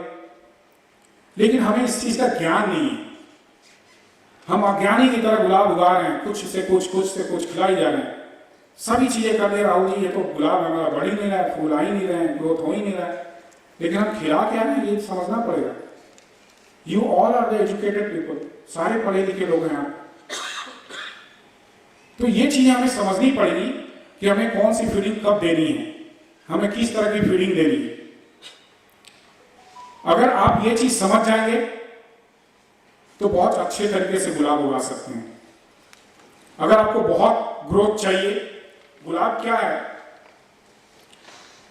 कि थोड़ा थोड़ा एक बार में, अगर हम जाते हैं कहीं, एक बार में हमने पूरा खाना भर के खा लिया, हमारा चलना फिरना भी मुश्किल हो जाता है। फिर हम कहते हैं भैया एक ब्रेड दो, थोड़ा देर लेट जाएं, खाना जो खाए उसको हजम करें। गुलाब में भी थोड़ा थोड़ा खाना दिया करो, 1 ग्राम 1.5 ग्राम, इससे ज्यादा नहीं। अगर प्लांट बड़ा है तो 2 ग्राम दे दो पर लीटर के हिसाब से, थोड़ा खाना दो। एक दिन गैप करके दो। अगर आपको तेजी से ग्रोथ लेना है अपने प्लांट के अंदर तो एक दिन बीच करके खाना खिलाओ अपने गुलाब के अंदर। एनपीके नाइट्रोजन, फास्फोरस और पोटास में बताया था, इसकी मात्रा अपने हिसाब से खुद भी डिसाइड कर सकते हो। तो वो खाना आप एक दिन बीच करके इसको दो। लेकिन कुछ वर्किंग पीपल हैं, जो मेरे जैसे लोग हैं, कई ऐसे लोग हैं जो गुलाब का शौक रखते हैं, लेकिन टाइम की कमी है, तो मैं हफ्ते में 2 दिन खाना देता हूं। एक फिक्स कर रखा है, बुधवार और संडे। 2 दिन खाना देता हूं। 1.5 से 2 ग्राम, जो हमारे प्लांट की हाइट है, प्लांट का जो एज है, 1.5 से 2 ग्राम पर लीटर के हिसाब से खाना देता हूं मैं। और जो माइक्रो न्यूट्रिएंट है वो हफ्ते में 1 बार जरूर मैं अपने प्लांट्स के ऊपर स्प्रे करता हूं मैं, क्योंकि उसकी डेफिशिएंसी की वजह से बहुत सारी प्रॉब्लम गुलाब के अंदर आ सकती है। जैसे हमारे अंदर होता है ना बॉडी में, अगर कैल्शियम की कमी है तो हड्डी की प्रॉब्लम हो गई,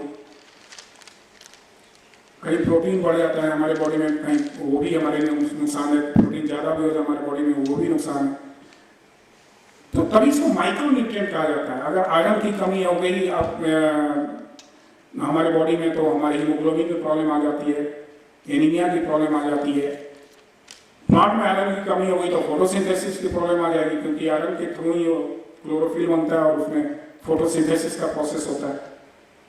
आपके पत्ते अगर पीले पड़ रहे हैं, क्लोरोसिस की प्रॉब्लम आ गई तो उसमें आयरन की मात्रा में चिलेटेड आयरन वगैरह फीडिंग करनी पड़ती है। वो सब बात की चीजें हैं, आज तो हम बेसिक चीजें बात कर रहे हैं। तो वो जो माइक्रो न्यूट्रिएंट है उसकी कमी ना हो, इसलिए हफ्ते में एक बार माइक्रो न्यूट्रिएंट का जरूर स्प्रे करना चाहिए, और स्प्रे करना चाहिए पत्तों के ऊपर देना चाहिए। माइक्रो न्यूट्रिएंट जो कई तरह के माइक्रो न्यूट्रिएंट मार्केट में अवेलेबल है, अच्छी कंपनी का लो, हम शौक रखते हैं।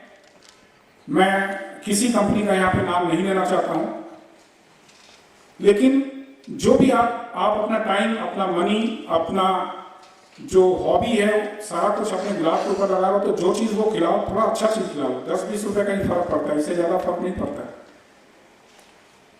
जब हम अपने खाने की चीजें लेने जाते हैं मार्केट में तो देखते हैं, ब्रांड देखते हैं, कौन से ब्रांड का खाना हम ले रहे हैं।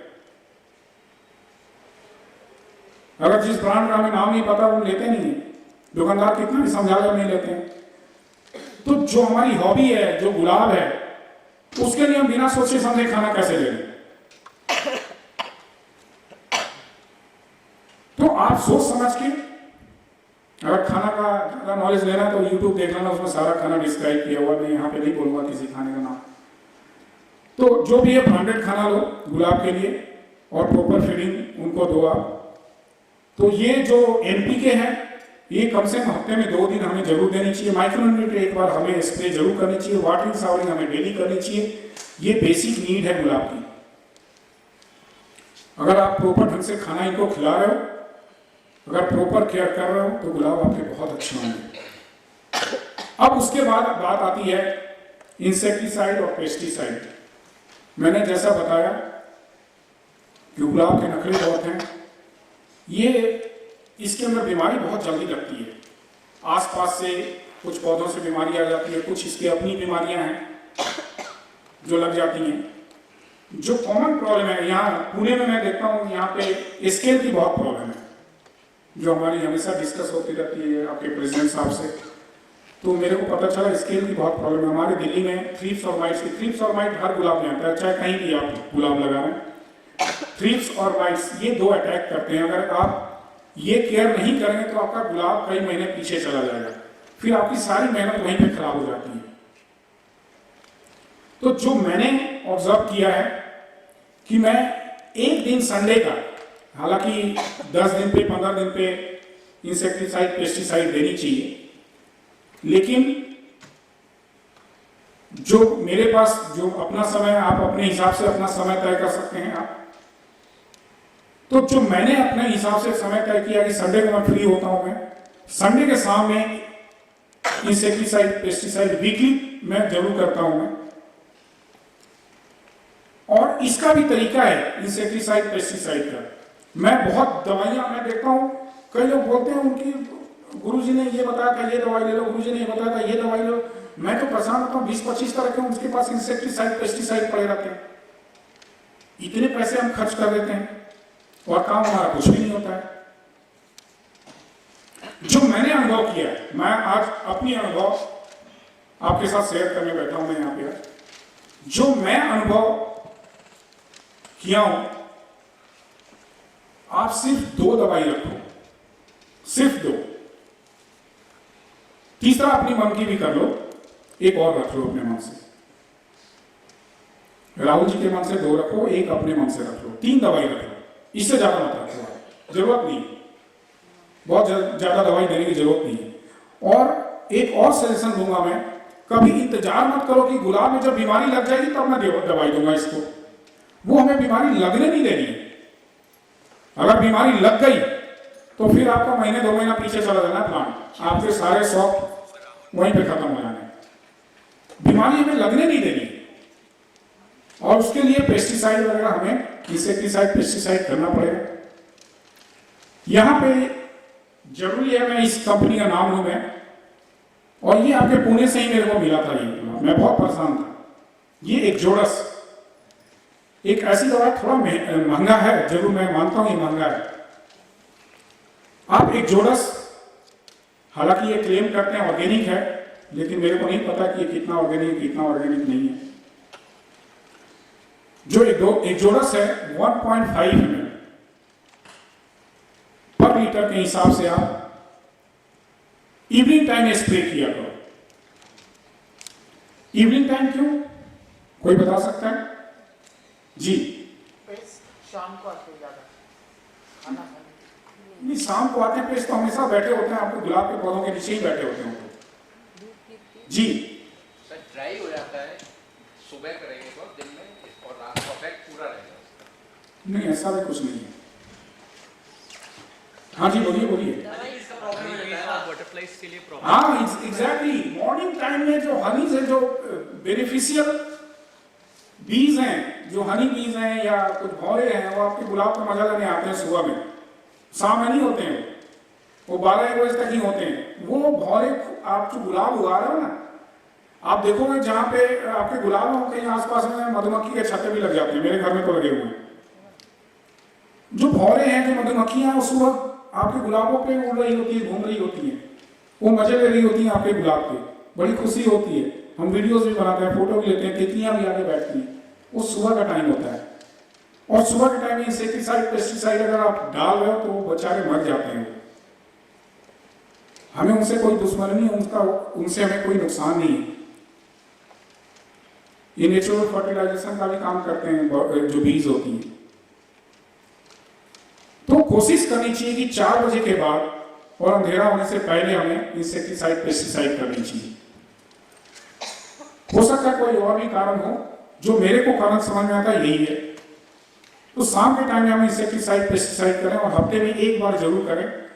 और एक चीज और आपको बात ध्यान में रखनी चाहिए, मैंने 3 दवा बोली आपको।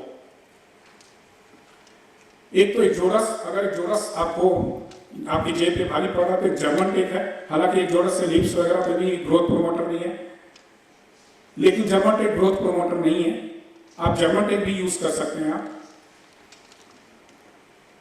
दूसरी जो दवा है वो मैं मेलाथियन बोलता हूं, मैं यूज करो, 50 रुपए का डब्बी आता है। हालांकि ओरिजिनल मेलाथियन सब जगह नहीं मिलता है, कोशिश करो ओरिजिनल मेलाथियन लेने का। आप मेलाथियन यूज करो। और तीसरी दवा कोई भी आप अपने हिसाब से रख सकते हो, और एक फंगीसाइड आप जरूर रखो, रेडोमिल वगैरह कुछ भी, अगर इस तरह का M45 वगैरह कोई है तो एक जरूर रखो आप। और इनको हमेशा रोटेट करके दिया करो, एक साथ मत दिया करो। अगर रोटेशन में नहीं दोगे तो प्लांट उसका हैबिचुअल हो जाएगा, और उसके बाद वो जिद्दी हो जाएगा प्लांट, उसका दवाई का असर आपके प्लांट के ऊपर नहीं होगा फिर। इसलिए हमें हमेशा रोटेट करके देना चाहिए। अगर इस संडे में एक जोड़स दे रहा हूं तो उसके अगले संडे मेलाथियन दे रहा हूं, उसके अगले संडे कोई फंगीसाइड स्प्रे कर दिया, फिर मेलाथियन, हमारा एक जोड़स का टर्न आ जाएगा। तो हमेशा हमें जो इंसेक्टिसाइड पेस्टिसाइड है वो रोटेट करके देनी चाहिए।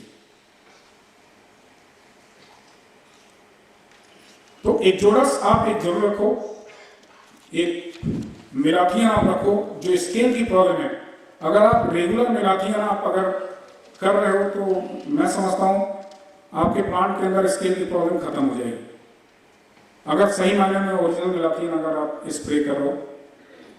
तो इंसेक्टिसाइड पे से गुलाब के अंदर बहुत जल्दी बीमारी लग जाती है।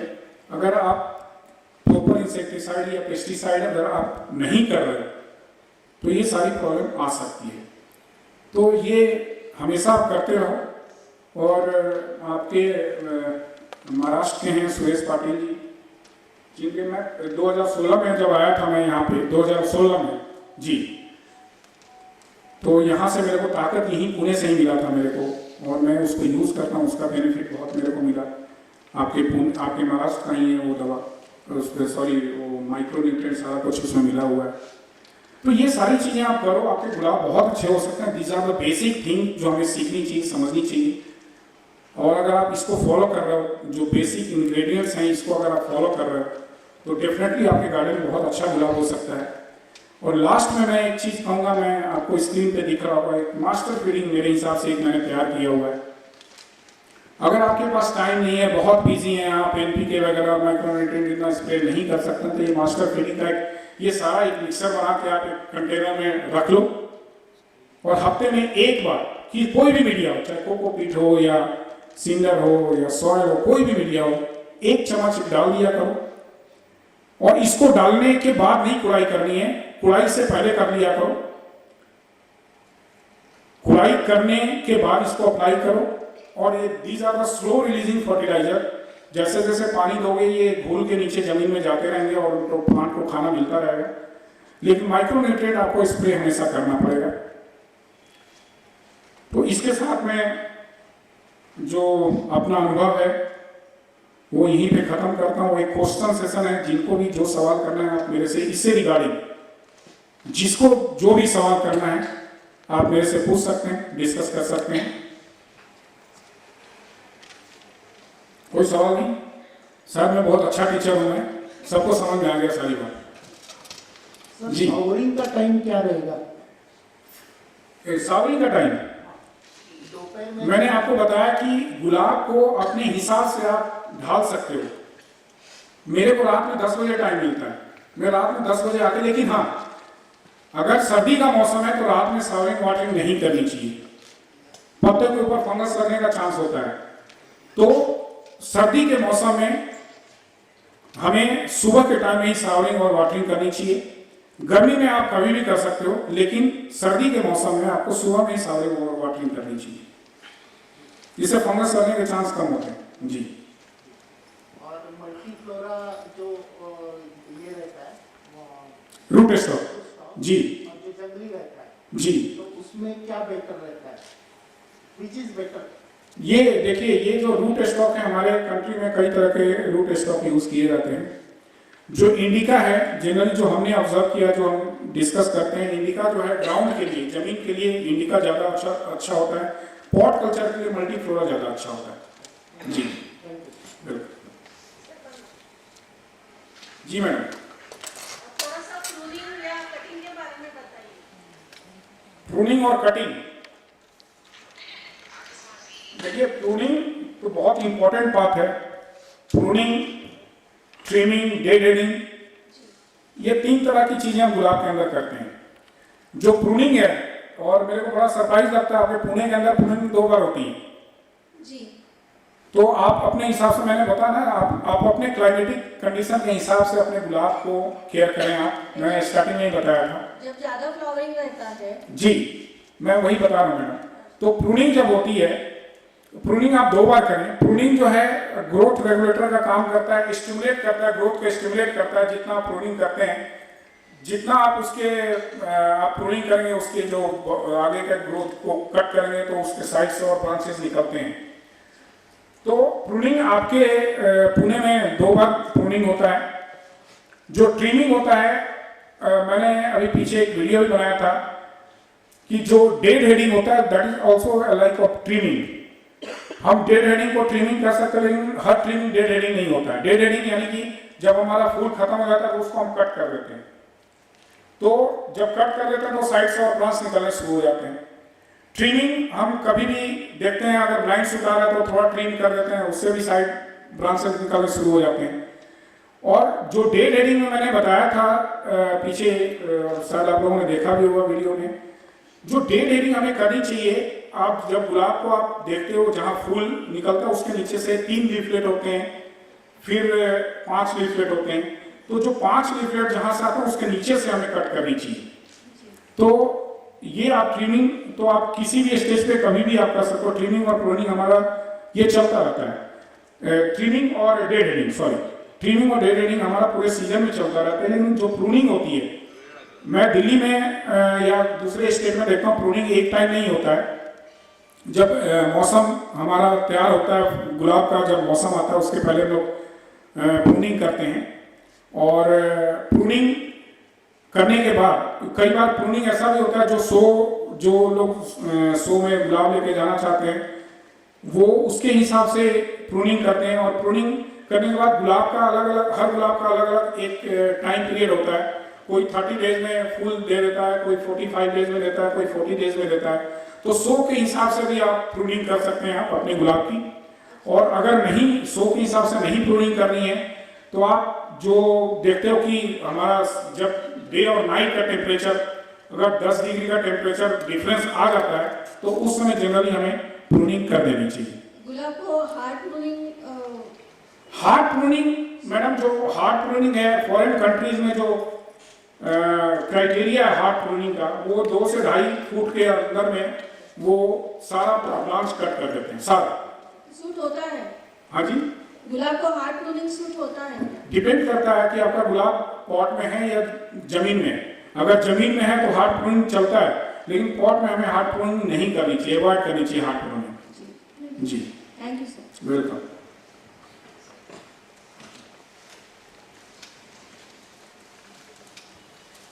सर, आपने YouTube में एलम के बारे में बताया था पीएच कम करने के लिए। जी, आप मेरे को दूसरी डायरेक्शन में लेके जा रहे हैं आप।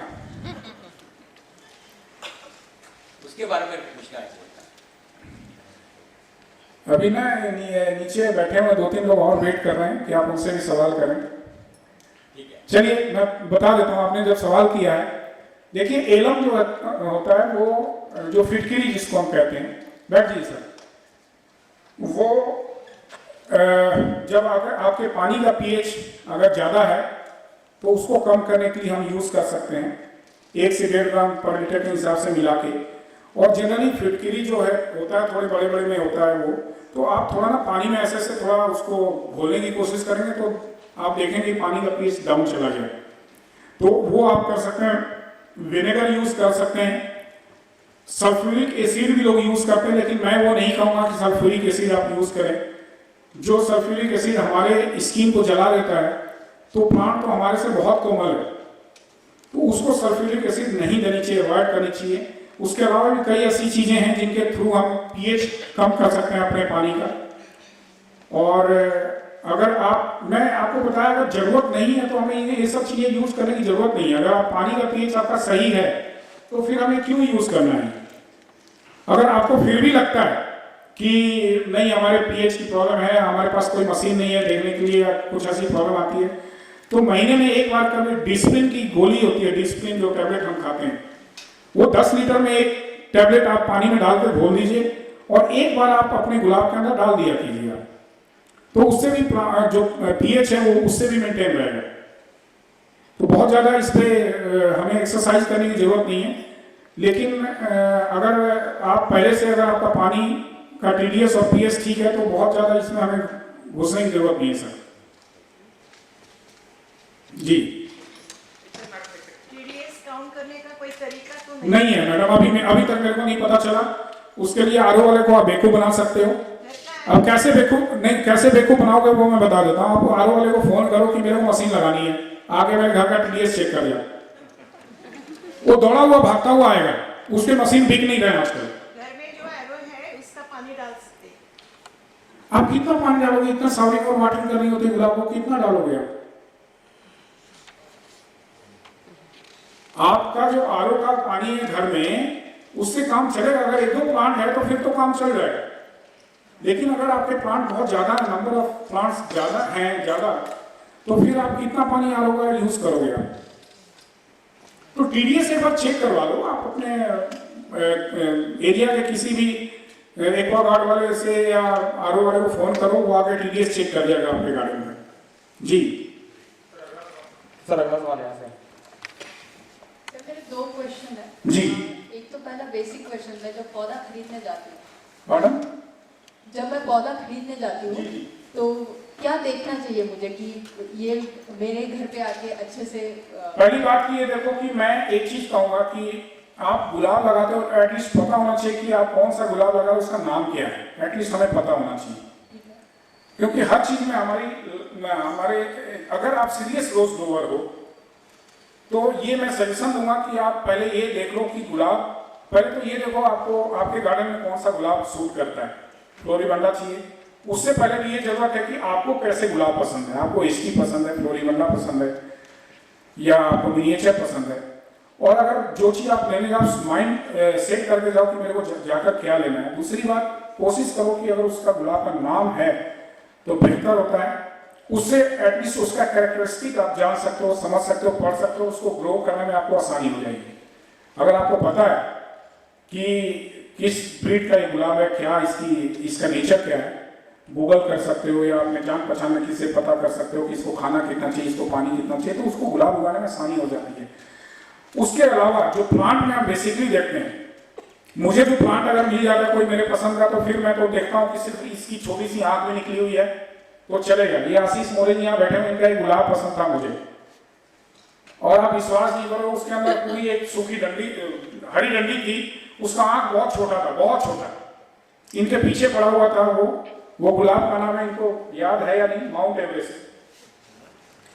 इनके पीछे पड़ा हुआ था, मेरे को चाहिए चाहिए चाहिए चाहिए, परेशान होकर भेज दिया। उसमें जस्ट छोटा सा आंख निकला हुआ था, छोटा सा आंख निकला हुआ था, लेकिन एक जुनून था, उसको डेवलप करता गया, बहुत बड़ा झाड़ बन चुका है। लेकिन जनरली अगर हम चाहते हैं लेने के लिए, अगर आपके पसंद का गुलाब मिल जाए तो फिर तो कुछ भी मत देखो, उठा लो उसको। लेकिन अगर आपको इतना चेक करके लेना है तो आप कोशिश करो कि उसके अंदर बीमारी कोई ना लगी हो, उसके अंदर जितना मैक्सिमम बेसल सूट्स निकले हो, जंगली गुलाब जो जिनको हम कहते हैं शक्कर उसमें ज्यादा ना हो, ये सारी चीजें देखकर आप गुलाब लो। लेकिन अगर पसंद का मिला है फिर तो कुछ मत देखो, उठा लो। आप बाकी सब चीजें तो आप ठीक कर लोगे, आप एक्सपर्ट हो गुलाब में। हाँ, बिकॉज मैंने थोड़ा सा आपको बैकग्राउंड बताती हूँ, मैंने बंगाल से भी मंगवाए थे जो विद सॉइल आते हैं थोड़े। हाँ हाँ। तो मैं जो बोलते हैं एक्साइटमेंट में मैं लेके तो आई, बट वो मैं जिंदा नहीं रहे बाहर मेरे घर पे आके, तो मैं थोड़ा कंफ्यूज हो गई कि बेयर रूट मंगवानी चाहिए या अपने पास वाले नर्सरी से जाके लेके आने चाहिए। देखो, आप जिस दिन गुलाब उगाने सीख गए ना, मैं अभी हर बार ये कहता हूँ, जब हम छोटे बच्चे होते हैं ना तो हमें माँ बाप सिखाते थे क लिखना, क लिखो क। तो हम देखते थे हाथ पकड़ के वो ऐसे गोल घुमाना, एक लाइन डालनी है, फिर ऐसे करना, फिर माँ बाप हमें हाथ पकड़ के सिखाते थे वो। लेकिन जब हम लिखना सीख गए ना तो आंख बंद करके हम लिख लेते हैं। तो वही चीज़ है, अभी आप सीख रहे हो, जिस दिन आप सीख जाओगे ना तो बेयर रूट गुलाब हो या कोई भी गुलाब हो आप उगा लोगे। मैं बताया ना कि हमें थोड़ा मॉइस्चर मेंटेन करना पड़ेगा, मीडिया देखनी पड़ेगी, जो बेसिक चीजें मैंने बताया। जो नया गुलाब आप बेयर रूट लगाते हो कम से कम 2 या 3 दिन आपको शेड में रखना चाहिए उसको, क्योंकि वो उस समय डेवलप होने की कोशिश करता है वो। अगर उस समय आप धूप में रख देते हो तो उसके ऊपर बहुत सारा स्ट्रेस आ जाता है, पहले से ही स्ट्रेस में बेचारा, उसके रूट डेवलप नहीं है, और हम ऊपर से धूप में उसको रख दिए तो प्लांट मर जाता है। 2 या 3 दिन उसको सेटल होने दो, छाया में रखो, और उसका फिर फाइनली आप धूप में रखो। आप कोई भी गुलाब, आप मेरे साथ भी ऐसा होता था, मैं गुलाब मंगाता था, लगाता था, वो मर जाते थे। लेकिन धीरे धीरे आप सीधे आप तो धूप में रख देता हूँ मैं, कुछ भी नहीं होता है। ये आपके जो प्रेसिडेंट है पुणे रोज सोसाइटी के, इनको मैं फोन करता, कलकत्ता से गुलाब आ गया, हाँ आ गया। हम लोग कहाँ रखा है? बोला बारिश हो रही है, ऐसे छोड़ दिया हूँ मैं। और बारिश हो रही है, बेयर रूट गुलाब पड़ेगा, बारिश उस पर हो रही है, बोलता है 2-3 दिन बाद बोलता है उसमें व्हाइट रूट भी डेवलप हो रहा है। तो ये मास्टर हो चुका है ना, ये तो आप भी मास्टर हो जाओगे, धीरे धीरे सीख जाओगे। एंड दूसरा जो क्वेश्चन है, और एक चीज और मैं कहूँगा, मैंने बहुत जरूरत से ज्यादा हमें केयर नहीं करनी चाहिए। कई बार बहुत जरूरत से ज्यादा केयर करने से भी ना चीजें खराब होती हैं जी। दूसरा जो क्वेश्चन है वो सॉइल मीडियम में है। जब हम पौधे लगाते हैं तो कभी कभी व्हाइट कीड़ा या ऐसा कुछ सॉइल मीडियम में नजर आता है, तो हटा देनी चाहिए। या अगर जैसे आप फीडिंग वगैरह करते हो, जैसे केमिकल फीडिंग करते हो या कुछ और फीडिंग करते हो, तो ऐसे ही वो मर जाते हैं, वो कहाँ से बचे रहेंगे उसके अंदर। लेकिन अगर फिर भी रहता है तो वो फंगिसाइड वगैरह यूज कर सकते हो उसके अंदर, तो उससे ठीक हो जाते हैं जी। और सारे कीड़े जो रूट के अंदर होते हैं, जमीन के अंदर मिट्टी में होते हैं, सारे कीड़े हार्मफुल नहीं होते। थैंक यू जी। Rahul ji, thank you so much, बहुत अच्छा लगा आप लोगों से बात करके। Thank you so much.